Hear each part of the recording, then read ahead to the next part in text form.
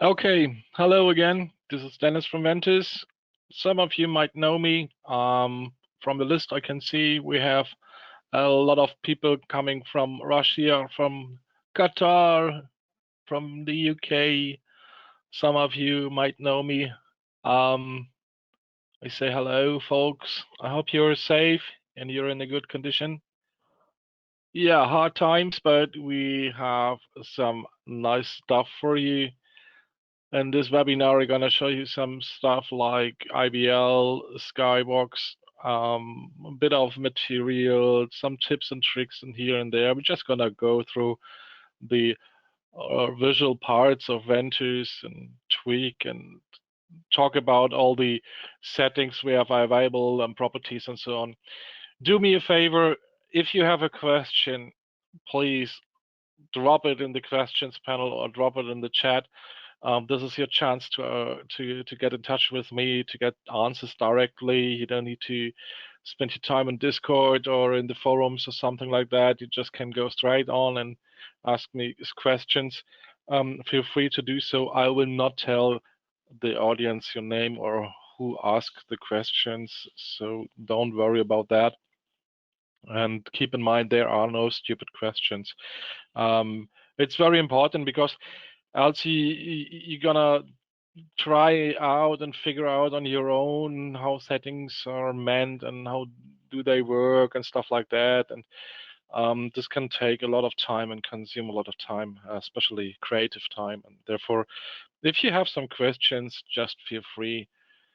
The session is also recorded and we will make it public in around 1 week, depending on. My colleague is now on holidays, who is doing the cutting and is also adding the graphics and so on. But anyway, I think he's quick enough to finish this video in time so that we will have it public on YouTube and announced on our Facebook page in around 1 week. Okay, so let's start. Please bear with me. I got a very low-end graphic card installed here. It's a 980 Ti. As you see here, since I have so many scenes open, which are already taking up the whole memory and taking a lot of the clock right now, so the frame rates, yeah, well, they are sometimes decent. Nowadays, you just have better graphic cards and they will perform way better when using these effects and stuff like that.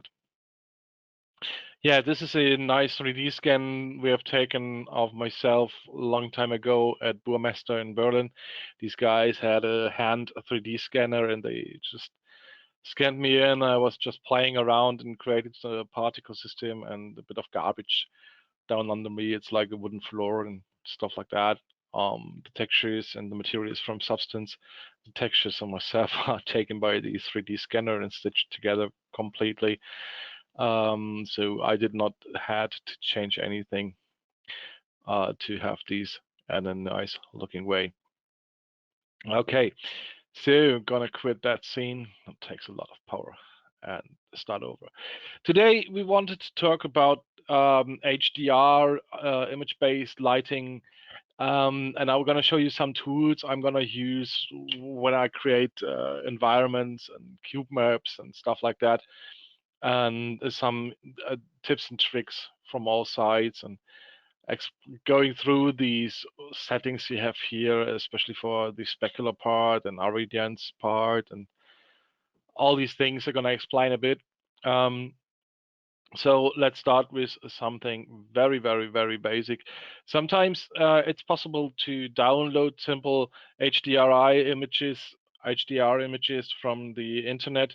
You should keep an eye that you're really using HDR, the file extension HDR, since these are probably the like EXR as well, but these are the real high dynamic range images which have floating point precision. It doesn't matter if you use 32 or 16-bit of float values for the individual channels. We support both. So don't worry if it's 16-bit or 32 bits. But we can load only HDR images. So whenever you have an EXR image, you need to convert that EXR image by using Photoshop or something similar. Aside from that, there are nice tools where you can create real HDR images with and have a lot of freedom. One of these is HDR Light Studio. I love it a lot because you have not only just colors and values where you play around with, you can also use these so-called images and studio lights, position them somewhere, and you see they play a big role also for the reflective part, for the specularity part. You have a lot of settings where you can play around, like the brightness in sometimes in lumen, or you can switch what kind of value you want to use there. As you see, when I increase the brightness, it really lights up the scene. So this is a good thing we would need for Ventuz as well, because just having a specularity map is nothing. You would also need an irradiance map, which is creating and generating the real lighting without using a spotlight and sphere or a directional light. So this is kind of really handy and good to have. As you see, you have a lot of shapes like these halogen spots, these cheap boxes. I don't know how they are called. These are these photo lights from the photographs, and you see they over brighten here, but in the end the details are very crispy and sharp, and that's how you can create cool maps, environment maps. It's also possible to have these standard textures like here are known from the automotive industry. They have sometimes just light bars on top, but they have a pattern, a really huge pattern. You can change here the width and the height so that they look overhead, uh, um, overhead lights. So here we go. And when you want to delete, you really have to right click them, which is kind of funny. So so you can create these automotive looking lights you see here. So that's not it. You can also create just simple round lights, change their intensity as well, the brightness, and you see the roll preview is really reacting to that. You can create strange shapes by inverting these things. So this is not the flat color mode. Where do we have this? I don't know. We have so many settings available. Yeah, you can invert it. You can, and here's the blend mode. You can also multiply the values to create strange shapes, like I said in the beginning. So this is really, really, really, really cool. So yeah, this is a way to create one way to create environmental maps. These guys are very easy by creating just a sky background. So when you click here on the sky background, it creates automatically a sky for you. You can also change the brightness here again.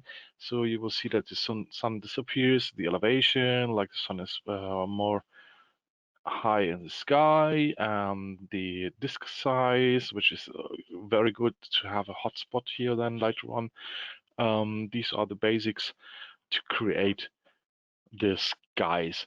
There are some other tools which I prefer to use. Another one is called Liz. Liz is also a great addition to create later on these so-called irradiance maps out of your standard uh, um, specularity map. Let's just create a simple clear sky by clicking generate. So there is a preview window popping up and giving me a preview of a basic sky. You basically you have the same settings like you have seen with the Light Studio. So you can just change the height of the sun, the size of the sun, if it's more cloudy or whatever else. And this really just creates and generates a very, very basic sky, but it's better than nothing.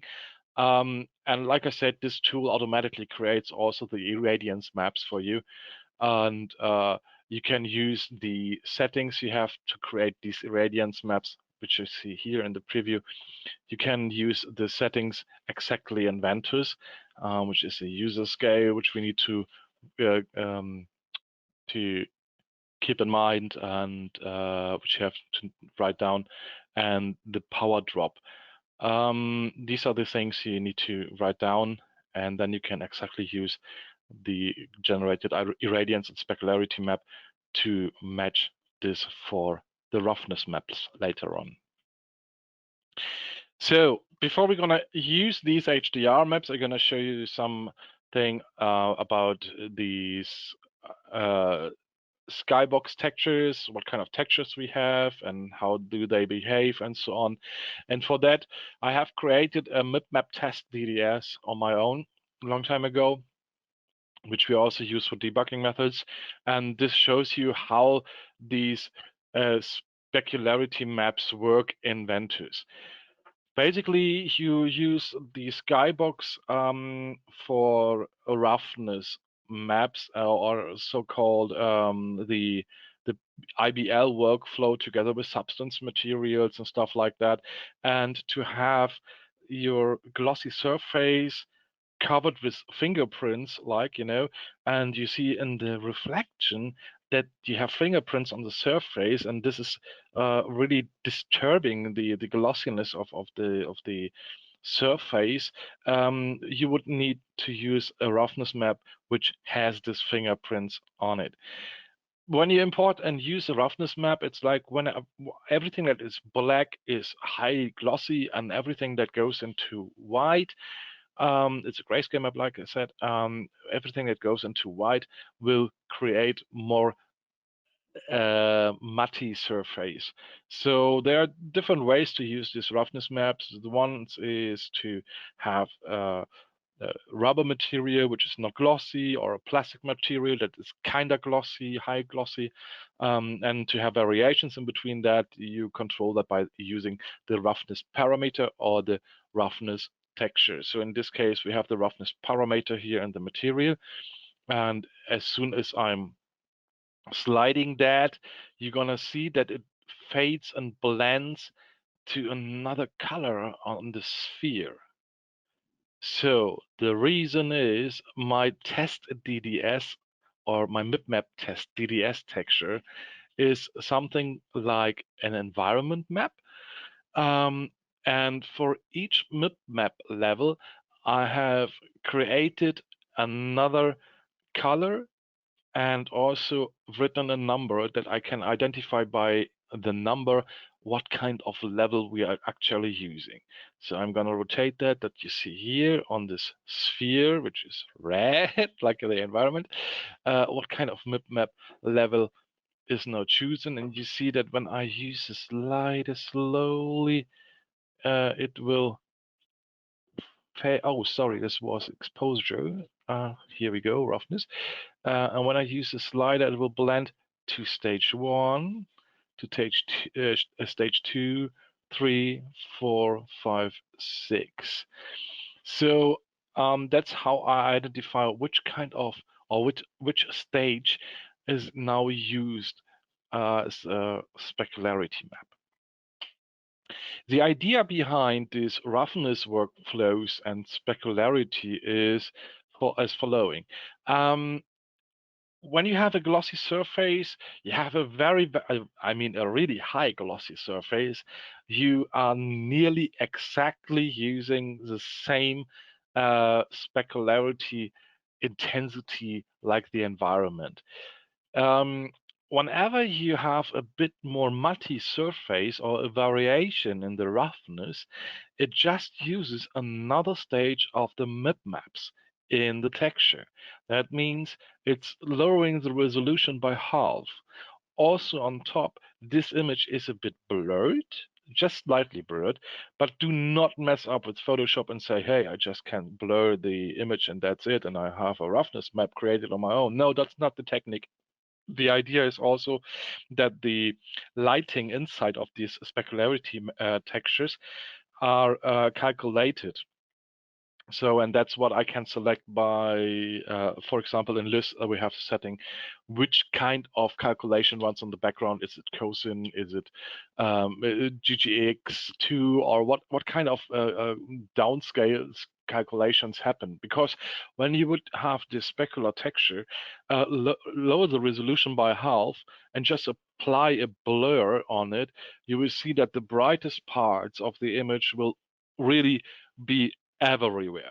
And that's not the case, since when you use the half resolution of the texture using the mathematics behind, also the intensity of the lights get also scaled down a bit. And that's the advantage of using an HDR image in conjunction with these calculations of these images. And therefore, the lower the resolution gets, usually if you would blur it, the brighter the texture would be, because just the bright spots get blurred over all the other color informations. So by using specific tools or doing it properly, you will avoid that. And therefore you keep the colorized details, the bluish sky, the brownish ground, and some spots of the white of the clouds, for example. So, and basically this is how a specular texture in the Skybox works. So it's just really like using another stage of the MIP maps. Since the things appear more rough and not so glossy, more matte, we can make use of it and say, okay, let's have half resolution of the image, because you don't need to have these details visible. You just need the color information in the end, and therefore it looks more blurred or rough. So much about these textures, how they are working inside of the Skybox, and why we use these DDS textures in 60 or 30-bit float. There is another thing you could do. You just could load directly an HDR image into that. This is also possible. Let's have me have a look here for this texture. So whenever I would use this texture, that's quite fine. If I'm changing the roughness value, you see it will blur a bit and so on and so on. And that looks not so decent as a real calculated image, by the way. You see this appears more to be blocky instead of having a real cool, smooth, rough surface. So the pre-filter method plays a big role here. We have several settings for this pre-filter method on the specular part of the Skybox. The default is, like we said, a default, and this uses the internal algorithm we have in Ventuz to create these textures and these steps. And then you have some LOD bias settings. You can tweak them a bit to say, okay, please use the higher LOD bias texture even when I use the roughness slider. So this roughness jumps in later, as you see here. These are the things you can do and make use of the LOD bias. You can also limit the dynamic range. It's the same like cropping the lighting in the end. Then you have the exposure for the bold texture, and that also affects the specularity amount exposure on this sphere. So when we use the log2 power, or say no pre-filtering, then no pre-filtering will happen. There is nothing involved in no calculations. But when we use the log2 power LOD, no LOD, it's that these both settings now play a big role. The one is a log2 user scale, and the other one is a log2 map offset.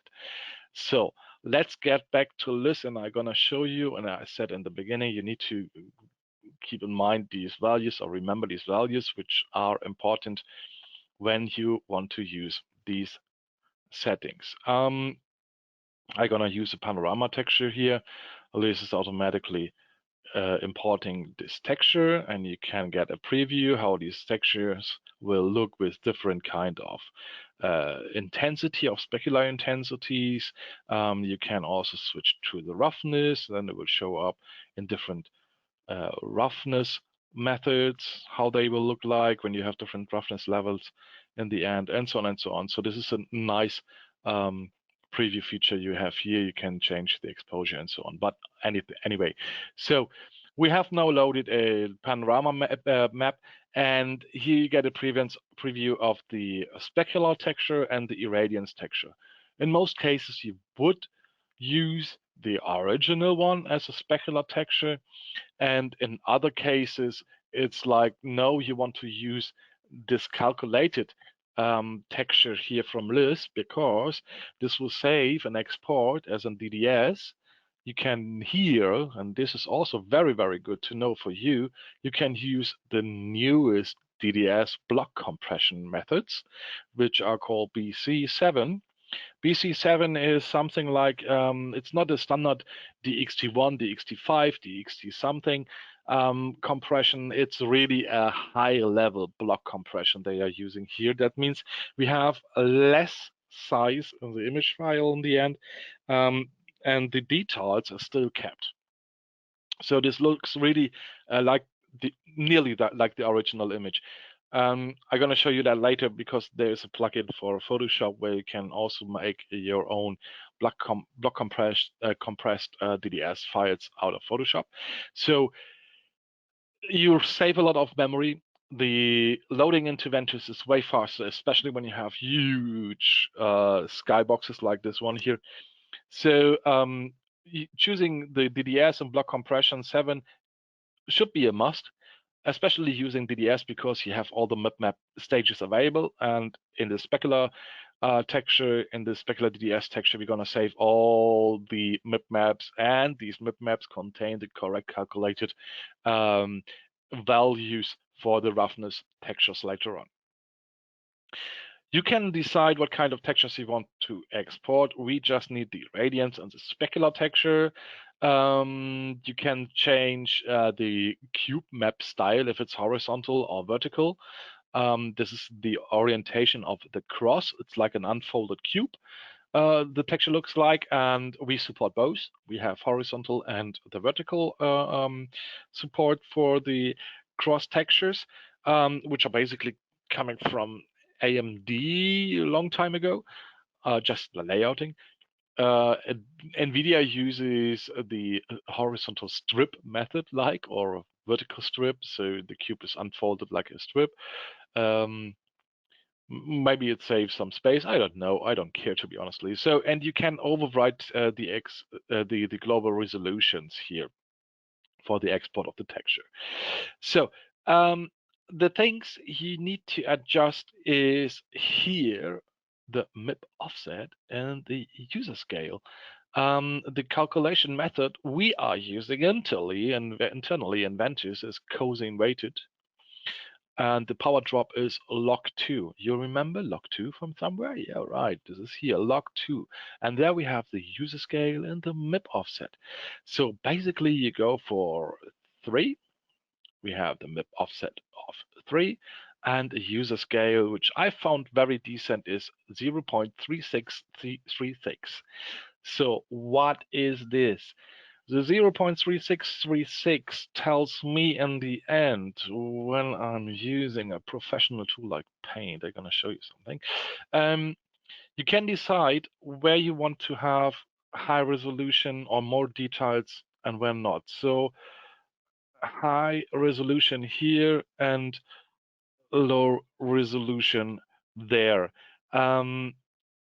The point is, whenever you do these map calculations, you have several steps of maps. Let's say we have here some maps.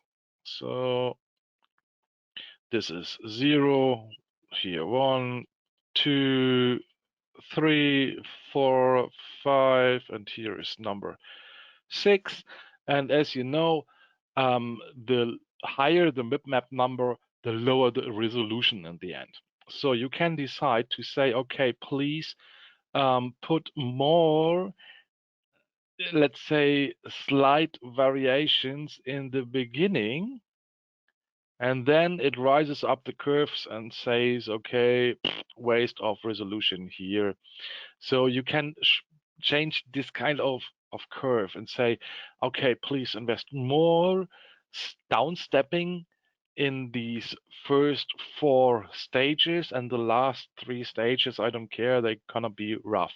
So it appears for you, whenever you use Ventuz, that here in the beginning of the roughness, the variation of the roughness plays a big role, and in the end, this will be just, yeah, simple rough, because the most details are sitting here in the front.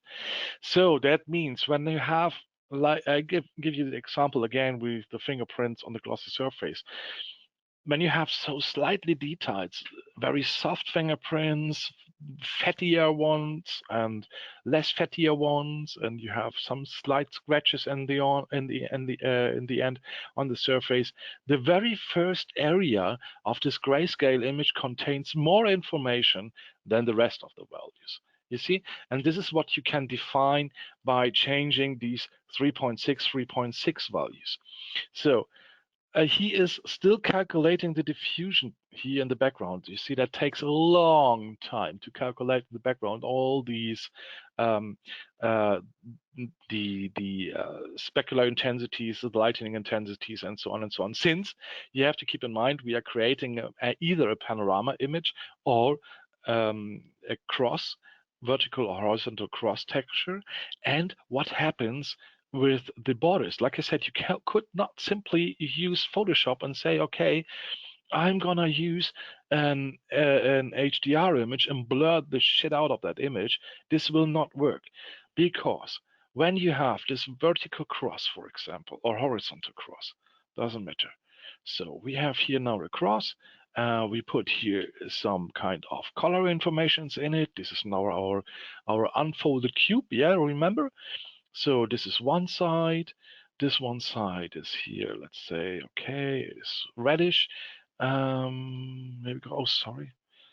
So here we go. This one is now red. There we go. And this one is blue.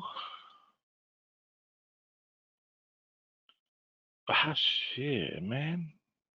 There we go. This one is bluish, and okay, it's purple, I know. Then we have this yellow here. So, and when I'm gonna blur this now, simple, by using the Gaussian blur, you see what happens. Usually this cross has this size here, but we have from the empty space influence into this reddish, bluish, or yellowish areas. The same goes to the other side. So everything will blur also to the outside of the real cube areas. This is one reason which is kind of bad. The other one is, how do you know the intensity of the sun, which is mostly here, and how do you transfer this to there? This calculation will go wrong, and you will see seams in the end whenever you have the skybox. And this is what the algorithm, the internal algorithm for Ventuz will not take into account. So this algorithm is not like doing an interpolation, especially at the edges of the skybox. That's the point. That's a bad thing. So let's see if you can mimic that, or you're gonna see that somehow. Sometimes you're gonna see, yeah, you can see here is like a stripe. Sometimes it's even worse, to be honestly. So these are the things why you use these calculation tools. Yeah. So, okay, calculation is done in the background. The rest goes very fast. After 50 or 56%, it goes really fast because the map stages get smaller and smaller and smaller. So here we are. Here we have the map preview. This slider was grayed out beforehand. Now it's available, and I can now switch between these stages. You see that when I'm having the very first three stages, let's say 3, 6, 3, 6, so it's not exactly 4 stages where it starts to massively get blurred up. We get the preview of how many details we have in the very first 3, and then it blurs up the rest. As you can see, really it mixes up the colors here and there and so on. So the greenish is almost gone. And here we have just the bright sky and so on and so on. So this is not exactly the view of the image later on. It's just giving you a preview of how it looks like. So there are way more details. The real roughness value for this current bitmap stage is like 0.046. And this is another calculation you have to keep in mind. So when I'm increasing that by 1 bitmap, we have now a roughness value of 0.01. Now we have a roughness value about 0.03, and then 3 times more, and so on and so on and so on, until we reached here in the end. You see, this is already rough. So this can be taken over to Substance Painter and so on, where you have a real painting tool where you can adjust the roughness level, like with a float amount, where you say this is now 0.1 kind of roughness and so on and so on. This will work perfectly together then. So in the end, you can export this texture by using these settings we have here. We're gonna export this somewhere. Let's see, I'm gonna export that to my desktop and say there is a new folder, just a second. HDR export. So select the folder, I hit the HDR export. And it's now exporting the cube map, the sphere map. So it exports every kind of thing we have selected here. I said I want to have a panorama, I want to have a sphere map, I want to have a cube map. So it exports now 3 different kind of texture types. So let's see where we have it. This is my desktop and HDR export. And here I have my 3 HDR export textures. The one is the irradiance cube, specular cube, panorama irradiance and specular, and the sphere irradiance and specular. So we kept the values in our mind, which are like log 2, MIP offset of 3 we had selected beforehand, sorry, and 0.3636. So whenever I want to load this texture now, this Skybox texture, I'm gonna do so and go into my desktop, HDR export. Here is the cube version of it. Here's the panorama one, and here is a spherical one. So for the specular part, we're gonna use now the panorama specular, load it. Yes, it's overbrightened, I know. And now we're gonna use and can use the irradiance. So we have here the panorama specular and we have a panorama irradiance. You see, it appears to be very overbrightened. Yes, I know. This is the fact that sometimes the metadata inside of these HDR images are not correctly. It says always it's gamma 1.0. Even though if this texture, like it is in this case, has gamma of 2.2. So what you can select, and you can just check that if you know the images and know these are very overbrightened, then you can change this, and that's the reason why we have here and the texture, the hint to switch to gamma 2.2. So there it is, 2.2. The image looks more correct, but we have to do the same for the irradiance. So we unfold the irradiance texture and say the hint is also 2.2. What did I do with the irradiance? The irradiance, I switch the default light of Ventuz now to none. I disable my specular. Oh, sorry. No, I don't want to disable my specular. But here we have the irradiance. Exposure.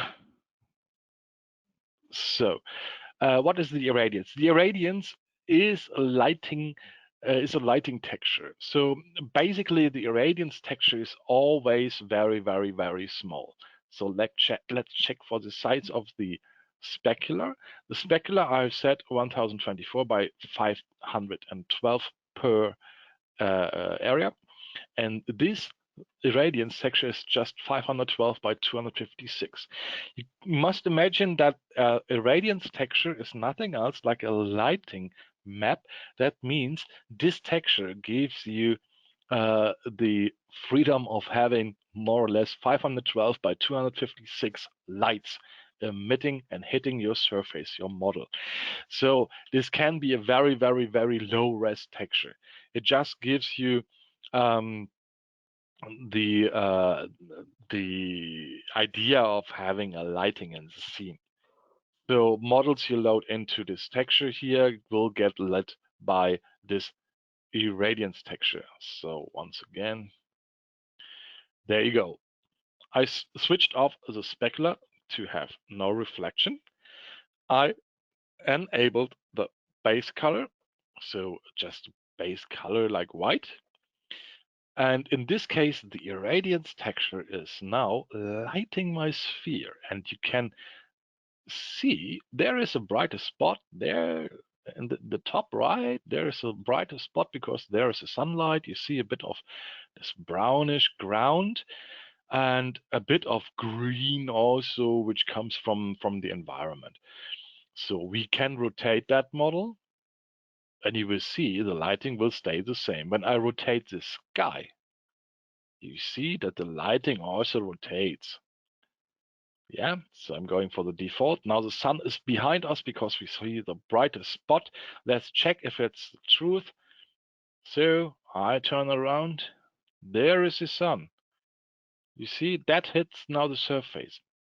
So as you have learned from the other material webinar I gave already, when you want to have a chrome surface or a very glossy surface, usually you don't have a base color, and this looks like a real reflective metallic ball. And there you see, that's the brightest part of the area. So I have already enabled HDR, therefore we have this high dynamic range. We can use now the bloom effect to have a nice of bloom. We raise the threshold to 0, we set the amount to 3, and you will see that we have now a very nice bloomish glow from the sun, depending on how bright the stuff is and how you use the HDR exposure. So much about these things, why and how you use the Skybox and what are the specular settings. So I said we have to keep in mind for our roughness the log2 user scale values. So first, here's the log MIP offset set to 3, and I type in the value of 0.3636, and this now mimics the same settings we have used for Lys to create and use the same roughness values here on this sphere. So what we can do is we create a texture, a roughness texture on top, and set the roughness to 0 so that the roughness is just taken by the texture. So let's have a look. Sky is enabled, this is enabled, color goes to spectral light. We have gamma 2, which is quite nice. We draw the sky, we have it here, we can rotate it, great. We have a texture for roughness, the base color is set to 0 to have just a glossy surface, and operation multiply, or what's missing here in our, now let's see. One moment, that pops a question up. Could you please explain how to make a real-time mirror but on a different layer, yet reflecting all other layers? Is that possible? No.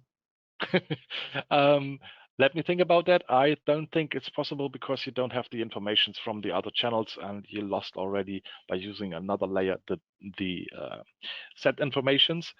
So therefore, you cannot really make use of them. But there is a way to fake something like that. I'm gonna show you that in a minute. So let me see why I don't get my roughness. My roughness is not here. Operation default. Why is not having a roughness? Let me change. I wanted to use usually this here, and I don't have a roughness on it. I love it when it happens like that. So let's check opacity. Everything is fine. The specularity is there. We have the roughness here. We have the 2D UV mapping. I'm gonna switch to rub it anyways, and I want to scale it a bit. I don't see any roughness. Why I don't see any roughness? So default minimum roughness. Did I change anything else? No. Everything is per default, which should be 100%. Sky texture. The bias is set correctly. These are the defaults for the others. That one looks great.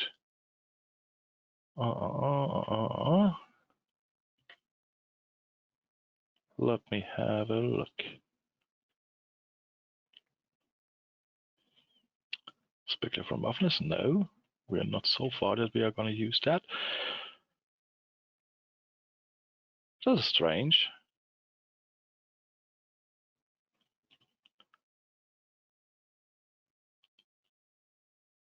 It's the same like here. We have a roughness texture. I wanted to go to that later on. It's a roughness texture. What's the difference?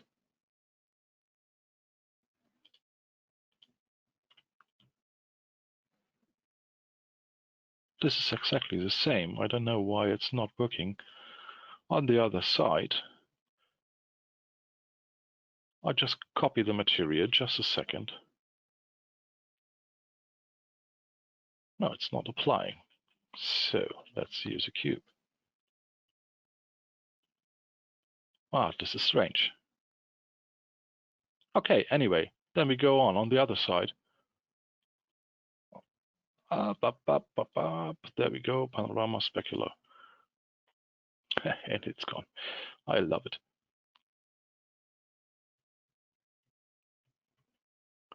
I love it. This is a brilliant example of how it's not working. Okay, so I'm gonna take you to the example we have here. So this is my map test DDS. So anyway, what I was using here is simply a roughness texture, which looks like this. This is my pattern I was using, and as you can see, it's just a grid, an ash grid, I call it always, which has plain white letters, the coordinates for this grid, and it has a grayscale in the background, a grayscale gradient going from black to white. And what happens here is that I can visualize by that the amount of roughness in the end. You see, so it reflects the correct roughness by having way more blackish, crystal clear areas, and then go slightly into the lowest mip maps to show the rough areas here down there.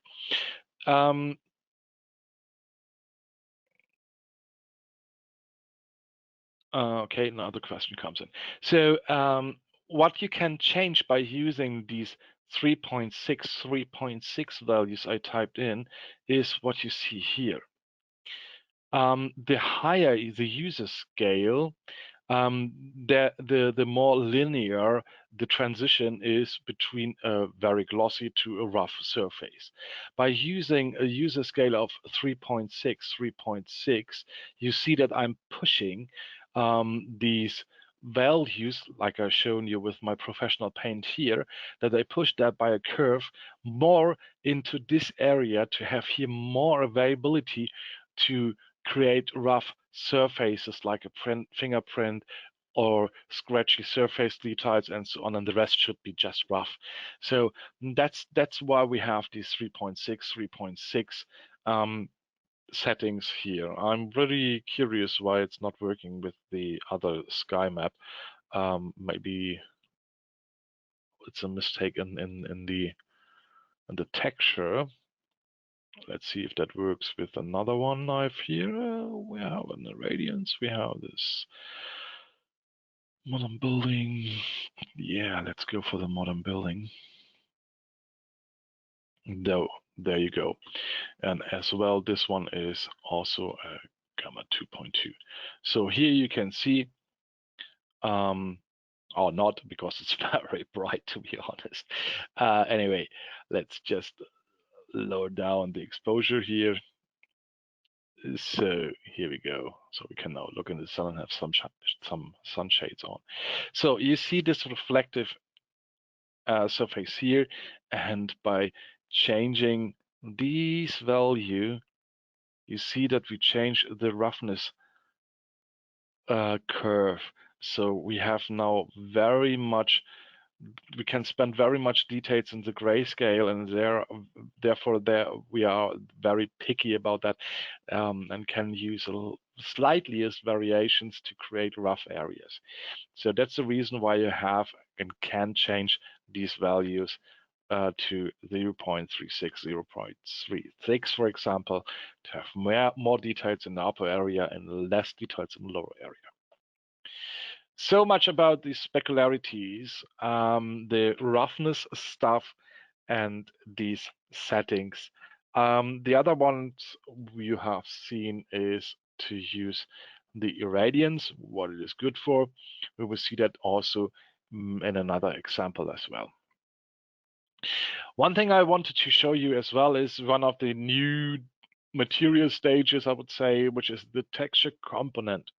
The texture component can be used to split up the textures and make use of them for different kind of channels.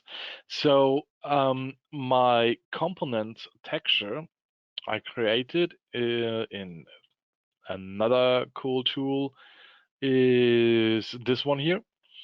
So when you use all the three channels together and have a look at it, it's like the new Van Gogh is born. But when you have a look at the separate channels, you can see that the red channel contains an R, the green contains a G, and the B is in the blue channel. I can now make use of each individual channel, also the alpha channel if you want to.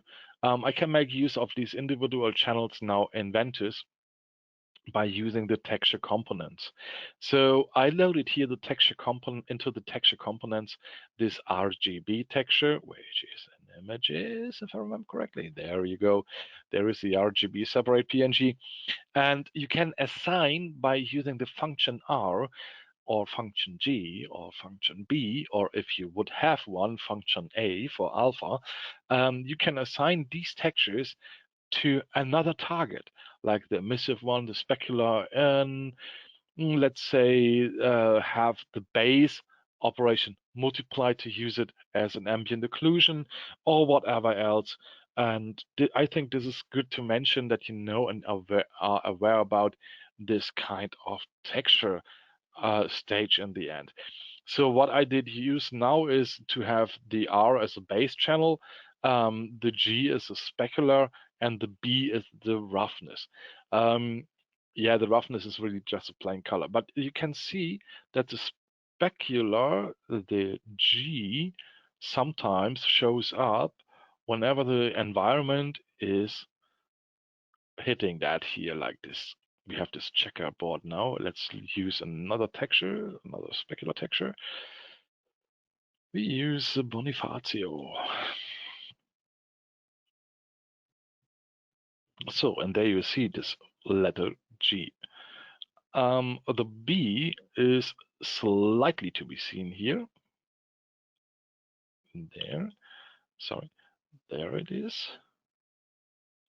which controls the roughness, if I remember correctly. Yes.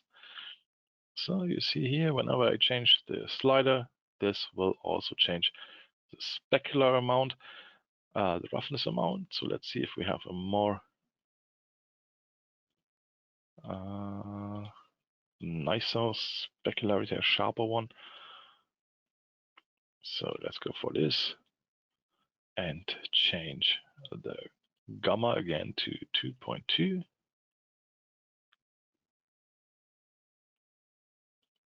and change the engine to HDR and lower the exposure. This one is very bright. So you can see that the B, here is the hole from one B, and here is the other hole from the other B, controls now the roughness map. So this is a way to compensate material stages into one texture to make use of it. You can also use the R, for example, instead for a base color. You can use that for the emissive channel, and so on and so on. So it's really up to you, but I thought it's worth mentioning that texture components stage. You can find that here under just clicking plus, and you have a texture components stage here. Aside from that, you should know that we have also plain color stage since I think 2 versions, minor versions. So it's also good to have at least a simple plain color. A long time ago, you needed to go for having a gradient, and you just use the gradient more or less with a simple one step. So go for red and blue here, unfold it, and you want to have it red. Yeah, you created just one stop.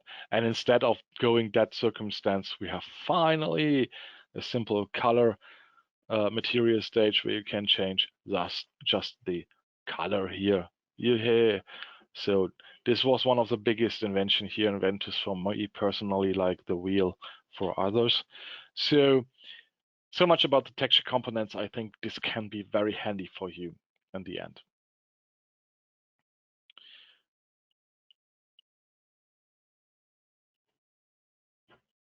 So I thought it would be nice to show you something very interesting, because some people are not aware about how to use multi-materials on geometries. Let's give this camera rotation a break and do it manually. As you see, I created a kind of car shader. This car shader has also a cool, nice sparks effect, and it depends on the angle you have, and you look at the surface.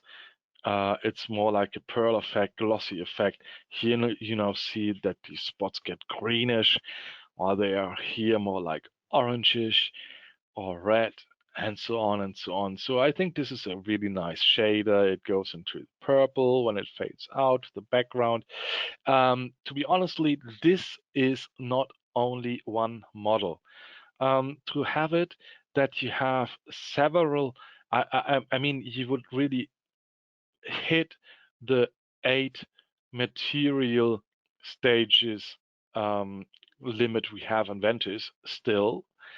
You would need to use 1, 2, 3 times the same body. And I used 3 materials, as you see here. All these 3 materials in combination create this pearl effect, and all they have their existence reason.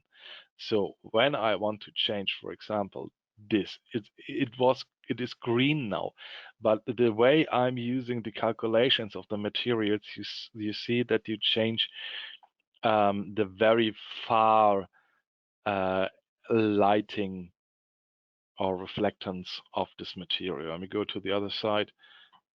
You see that here as well. When I change the greenish, when I want to change the greenish spots, I have to change the specularity here, while there is still a specularity on top, which is orange. This is hidden here. So they're very slightly, you're gonna see that. I will hand over this scene that you have something which you can play around with. And here we have the base color of the car itself.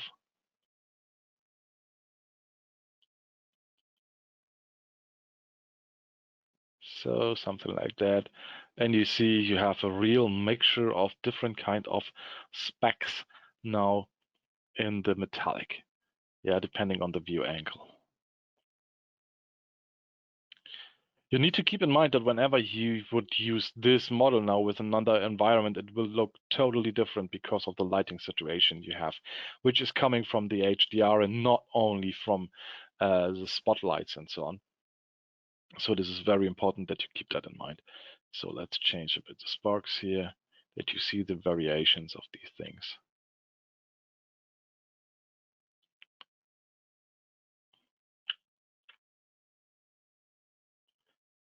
So much about that. I think this is very interesting for you to see. The way how these things are blending is hidden in this material stages, like the targets. This one is just affecting the specular and multiplies the texture with it.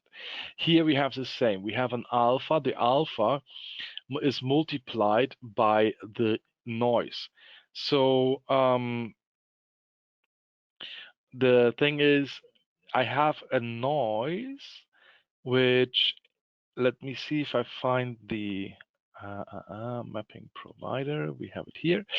The noise, you can see when I increase it here, is letting through some of the body colors and the specularities very slightly.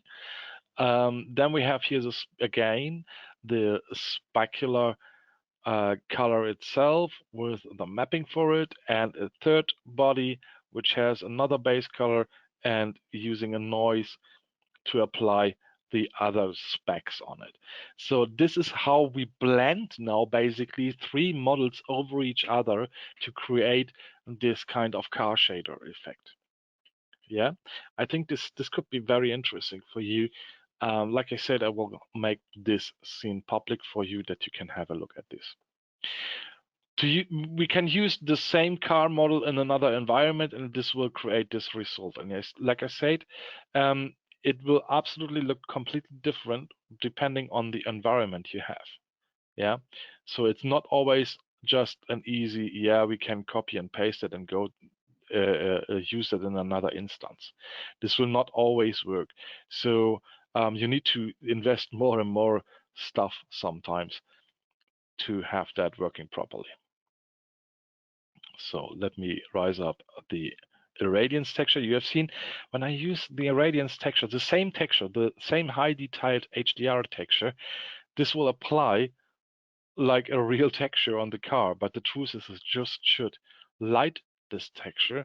So therefore, when we want to use the same texture, we need to change the LOD bias so that it just takes a bit of the environment light situation. So same car shader, another environment, and you can see the details here. Yeah, we have the full block here. You can see the details, the specs, the flakes, and the metallic here as well. So it's up to you if you want to learn and know this material.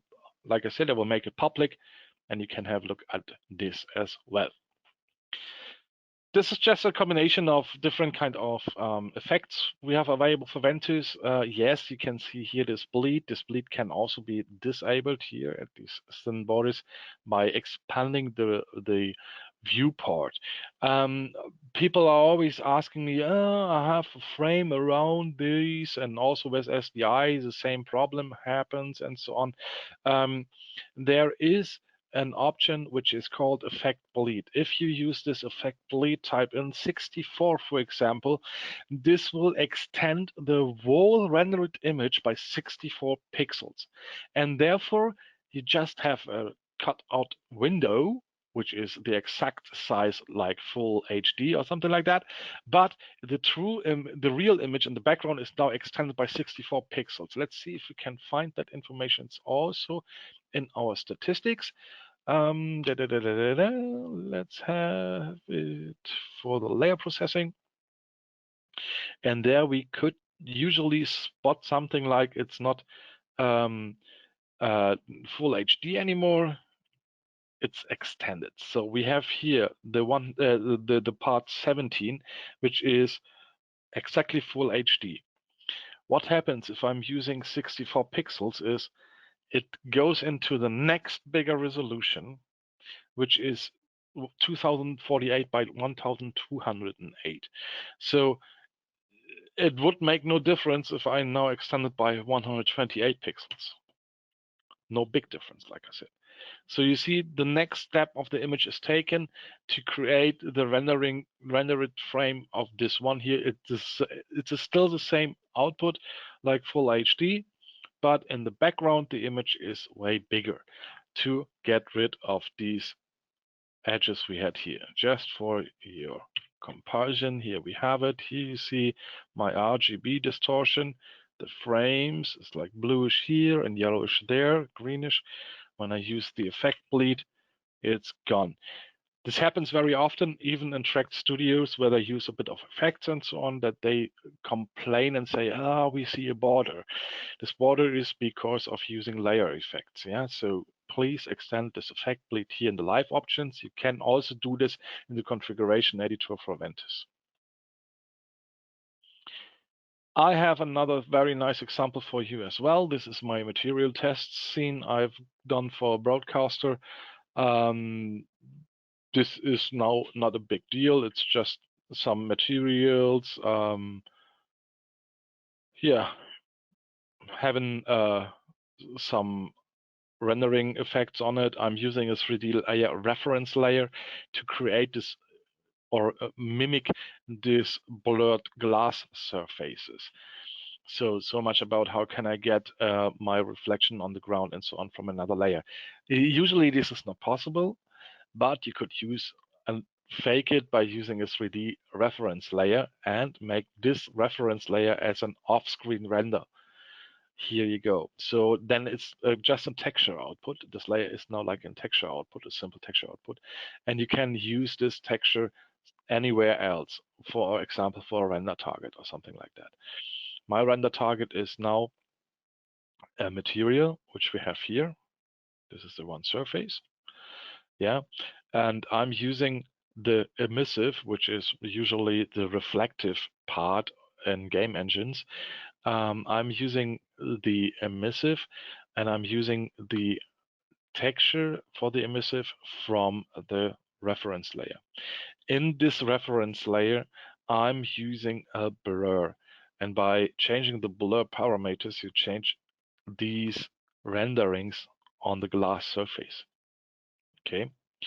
You can then, since I used the emissive, you can then change the color of this glass. It looks more natural if you would do that here on the effect sides, to be honestly. You would then, if you want to really do it physically correctly, more correctly, you would use the color grading or color correction options, since you can lift and change the colors as you see, because as you know, whenever you would use a glass, it would not have the same intensity. In the end, it's a bit more like this when it is, especially when it's blurred glass like this one, stained glass it is called, I think. So you would lift up the colors a bit, change the saturation, and so on and so on, that specific parts of this stuff is just shining through. Okay, I think this was also very important for you to see. I will also hand over the scenes, don't worry. Are there any more questions from your side?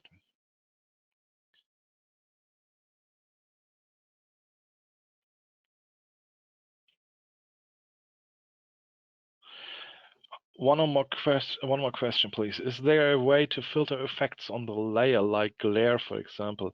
Is it possible to filter one material in that layer to not be affected by the effect? Yeah, buddy, you should have paid attention to the material webinar I've had some weeks ago. The idea how these things work is quickly I quickly explained that by using the HDR. So it's a must to use HDR. That's the first thing. Else you don't have the high dynamic range available. So that's what the name is coming from. So we have this spheres. God save you. We have this two spheres now, for example, and I want to make just one sphere glowing. Whenever you use now the bloom effect, not the glare, you're using the bloom effect for that, you see that both spheres will now start to glow, to bloom. And this is what you don't want to have, right? You just want to have one of these spheres starting to bloom. You cannot filter that simply out. In 3ds Max, we called these long time ago, or in 3ds even, we called these G buffer, that you had specific buffers available where the renderer renders into these channels, in these buffer channels, and then you can make use of this channel for whatever you want to. You need to think about this as a real-time engine, and you don't have enough, or basically you don't have that much buffers available or channels available where you can say, okay, just park this image there. I'm gonna reuse the full HD 4K or whatever 8K image later on just to colorize parts of it in red. So this is a waste of performance on one hand, which is kind of sad, I know, but you would go here for the material. You would go for the Fong, for example, and you have here the emissive channel, and we say this one is now red. Cool. So emissive technically it's glowing, and the other one is also glowing, which we don't want to have, right? So what you do is now you raise the threshold to 0. Now the engine internally is taking everything into the bloom, yeah. So it's not capping at the top or the end of the color range, but I lower the bloom amount to be just, where is it? The amount, totally great, to, for example, 3%. Okay, it's still a bit blooming, don't worry. 0.3, so the bloom stops. But also for the reddish one, we want to have this reddish sphere to bloom, right? So what we're gonna do is we create a new channel, a new material channel, which is emissive. And or no, we have the color available. So we create a color material stage, and the target is not the base. The target is the emissive part. When I increase this amount by 100,000, it goes so high in the dynamic range that this guy will start to glare. 10,000 is something like that. Color, red, it glows red. Since it's overbrighting, like this one here, it's not a true red. It has 15 and 15 of green and blue inside. It will be white because it's very, very overdriving. Yeah. So 0.0 will create a plain red material without having red, without having blue and green inside of the channel. Therefore, it's not duplicating 10,000 times so that it reaches white. You see, that's the background. But this is one way to have specific objects just blooming, lighting, or glaring. Yeah, and the same goes for the lens flare. When you use now the default lens flare, you will see that just this red sphere is affecting the lens flare. The lens flare has also to be not at 100%, it's just 0 point something percent. It will be over bright as well, so way too bright, buddy. So 0.05. So, and you see this sphere will not affect the lens flare, but this red one will. Okay, so this is how you push things in the higher dynamic range. You have to play around with it. Sometimes a value of 1000 should be enough. So you see, still 1000 is enough to create this lens flare.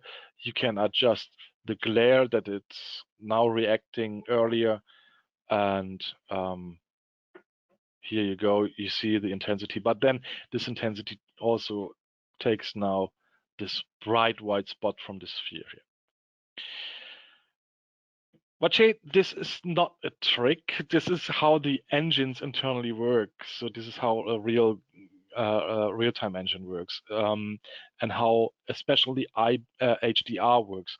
That's where HDR is good for. HDR is not only used for creating colorful images like you're used to when you Google HDR. You see these, very, very vibrant pictures.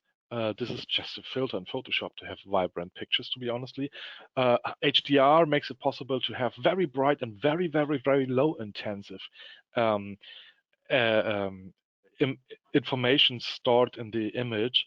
That's the reason why you can usually, when you have a correct environment image, why you could just lower down. Like here, I was using a lot of that glow. So let me cut this. This is the reason why you can use the exposure values, like from a real camera, lower down. You see, it's like you're using your camera and lower the exposure value down. You barely see the environment, but you still see the position of the sun. So this information is stored even in the lowest intensity of an image. I'm sorry for my dog in the background. He's really happy that he will taken out now. So as you see, I'm using exposure -9, which is a massive low value, and still the sun comes through. So this looks like you can still get a skin burn. So so much about the HDR stuff. Is there something missing? Yeah, there is something missing. I wanted to show you save as. I should have the DDS stuff here. Let me see, all channels selected, RGBA. Is it export? I promised you to have DDS export already. Oh man. No, I'm overlooking that. No. I just installed that. Let's save.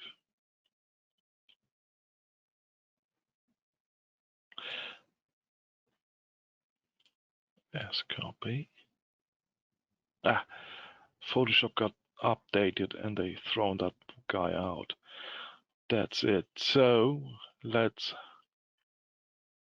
have a look in the user's manual. Block compression.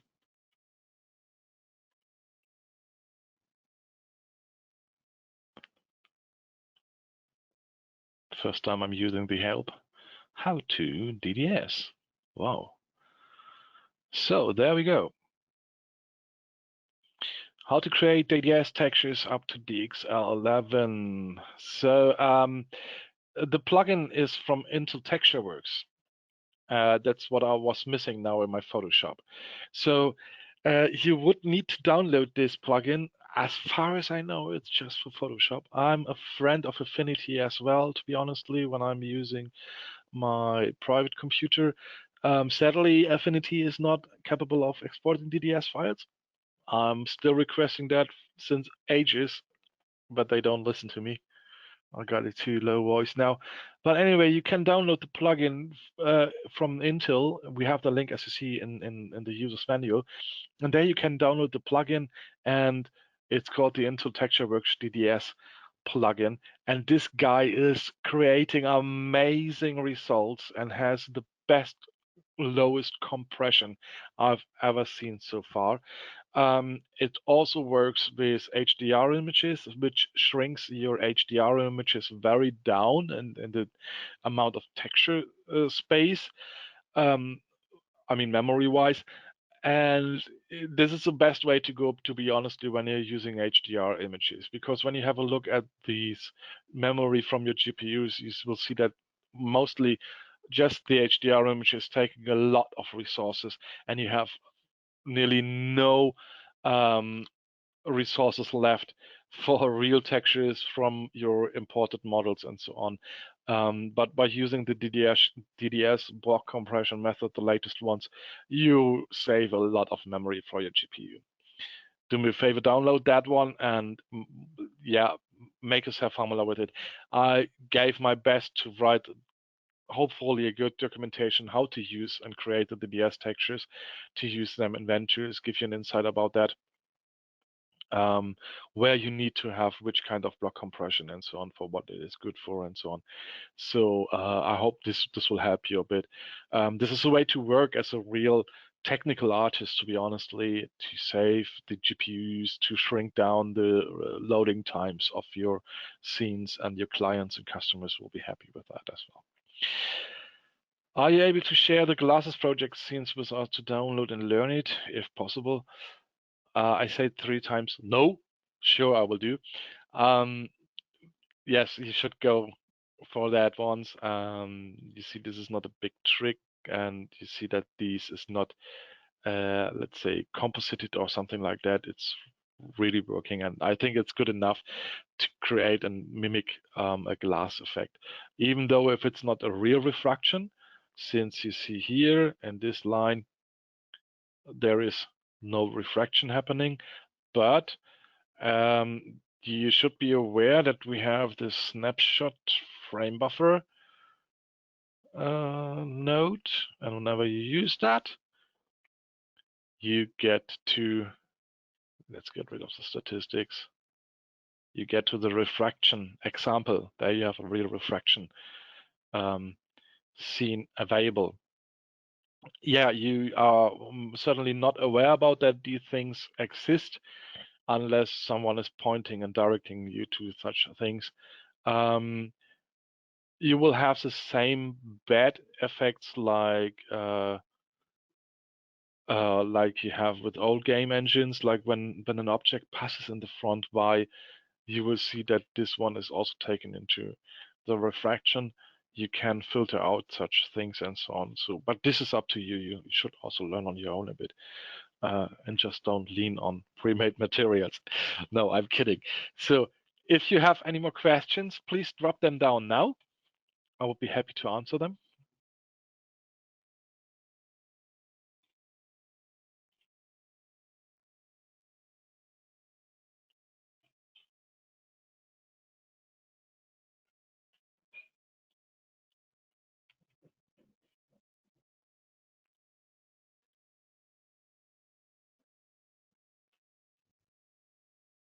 I see there is nothing really popping up.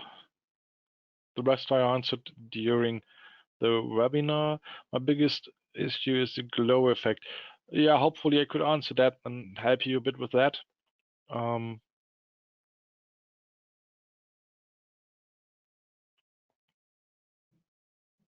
You could also use the FX node, by the way, but this will also create a new rendering, a new render in the end, and you will lose the Z buffer or G buffer, the Z buffer information. This is kind of sad, I know.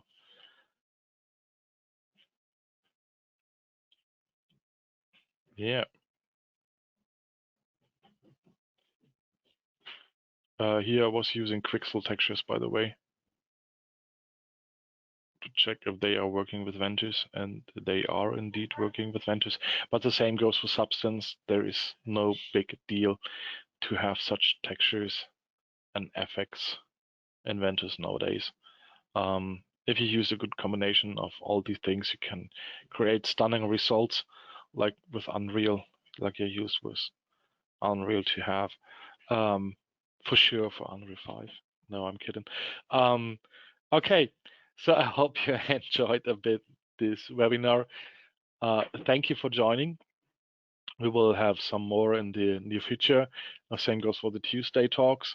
If you have any concerns, questions, or just want to raise your voice, please give us a visit at Discord.